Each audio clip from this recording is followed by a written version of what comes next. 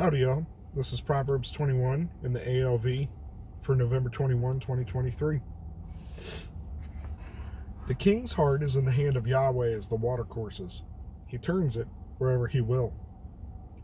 Every way of a man is right in his own eyes, but Yahweh weighs the hearts. To do righteousness and justice is more acceptable to Yahweh than sacrifice. Haughtiness of eyes and a proud heart, the lamp of the wicked, are sin. The thoughts of the diligent tend only to plenteousness, but everyone who is hasty only to want.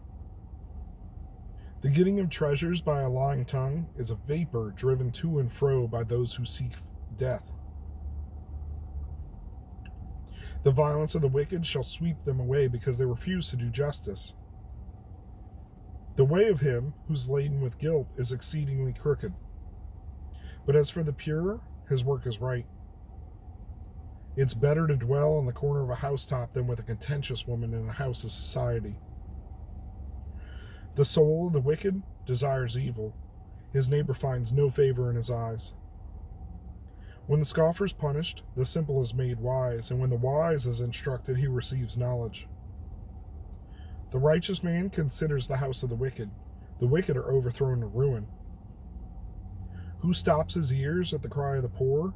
He shall also cry out, but not be heard. A gift in secret bends anger, and a present in the bosom, strong wrath.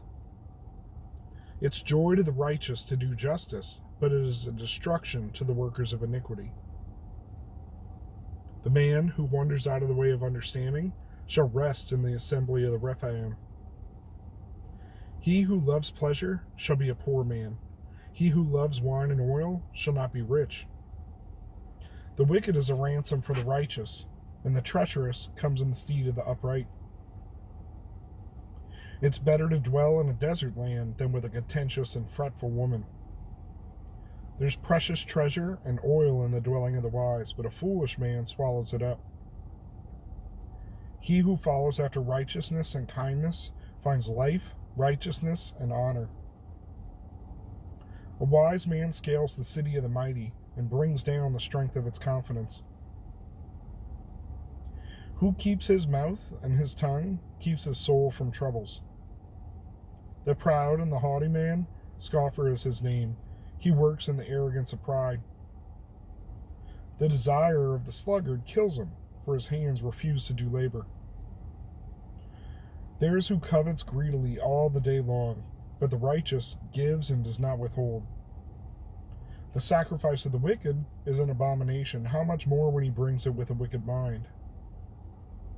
A false witness shall perish, but the man who hears shall speak so as to endure. A wicked man hardens his face, but as for the upright, he establishes his ways.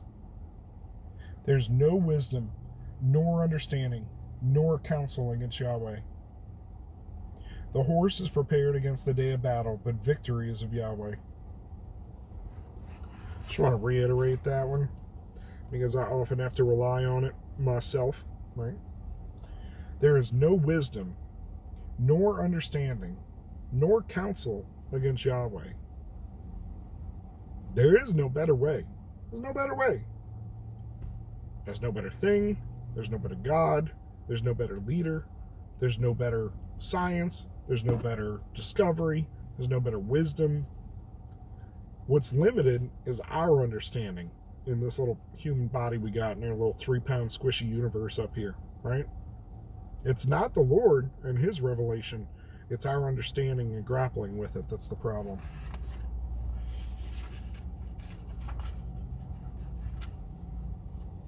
I just told my buddy this, concerning Palestine and Israel and basically the whole world, right? That the king is... The king is subject, is what I was going to say, but I'll read it. The king's heart is in the hand of Yahweh as the watercourses. He turns it wherever he will. If we can change the course of rivers, how much more can the Lord steer our hearts? Even Pharaoh, he let his heart go the way he wanted to go and get even harder for his purpose, right? And every way of a man is right in his own eyes, but Yahweh weighs the hearts. Again, the whole like my truth, my experience, all that stuff, it doesn't matter. You think it matters. If you're reading this book through the lens of your experience, you're doing it wrong. You're doing it wrong because your experience does not supersede the word. You need to reflect on your experience with the word. Often people go through trauma or bad things and they say, why did this happen? Well, the Lord is not fully present all the time with us in the way that, like, he's not walking with us in the way that he walked in the garden with Adam and Eve. There's a Jewish doctrine, I think it's Sum. I'm massacring that. If you're watching this, I'm sorry if you know the thing.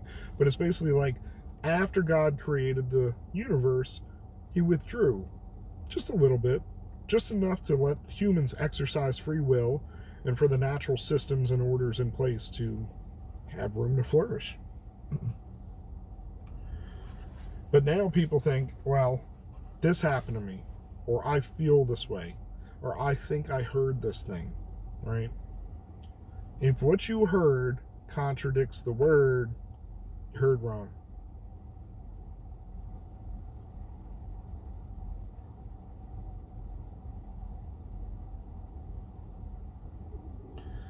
It said that haughtiness of eyes and a proud heart, looking down on people, assuming that you're better than you are, that's the lamp of the wicked. That's their guiding force in life, is looking out for me because I'm main character, super special, super awesome, more awesome than you, right? That's sin. That's sin.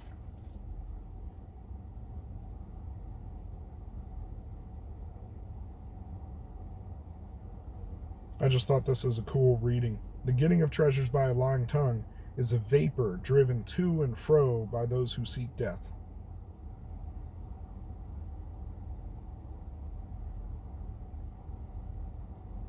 Twice we are told about it's better to dwell in the corner of a housetop or in a desert than with a contentious woman in a house of society. I have a real nice house just to have a miserable existence in it. It's not a good thing. We need to love and be at peace with and gently lead our wives. Also, if you chose someone who's naturally angry, contentious, I'm looking for another word here, constantly challenging your authority, not willing to compromise, only wants to do what she wants to do, like, you got a problem, man. This is a problem. Better to dwell in the corner of a housetop. Just better to be in the simplest little apartment than to have to deal with strife all the time.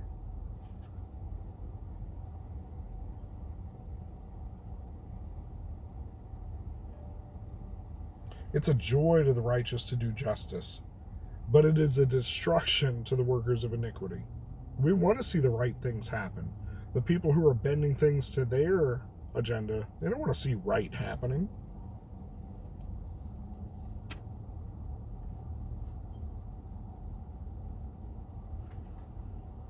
And he who loves pleasure shall be a poor man. He who loves wine and oil shall not be rich.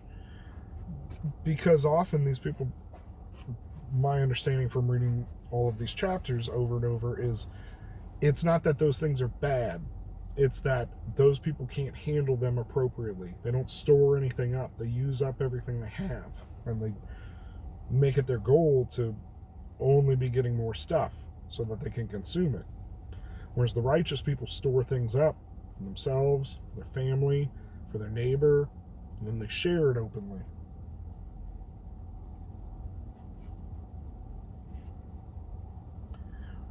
There is who covets greedily all day long, but the righteous gives and does not withhold. Hey man, I really need help. All right, this is what I got. Not this is what I got, but I need some of it. I can't give you all of it. That's difficult too.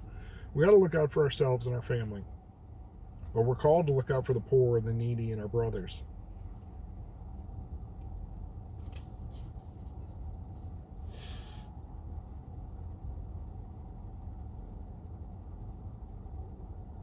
There is no wisdom, nor understanding, nor counsel against Yahweh. Simple. Bears writing on a post-it note and putting it on your mirror just to remember, to maintain proper perspective throughout your day. When something doesn't quite seem right because it conflicts with the word of Yahweh, word of God, guess what? The horse is prepared against the day of battle, but victory is of Yahweh. And there's plenty of examples in the Bible where people decided, like, I got this. I got an army. I got strength. I got wisdom. I got this. I'm just going to take care of it myself. And then gets waylaid or captured or trampled, decimated by the enemy. And then when it's like, oh, Lord, why has this happened? The Lord's like, you did it without me, fool. So the horse is prepared against the day of battle, but victory is of Yahweh. So be in a right relation. Seek the right counsel. Make sure those people counseling you have a right relation. And you're not getting... I mean, there's the righteous and the wicked. There's no real neutral party. You're on God's team or you're not. And if you're not, I don't need your counsel. And I have plenty of friends that I love that are not Christians, and I do seek their advice. So don't get it twisted. However, if 3 friends that are not Christian tell me something and it seems to make sense, but one Christian friend reaches out to me and gives me biblical truth and a perspective that way, I should have the good sense to understand I need to follow the guidance of Yahweh.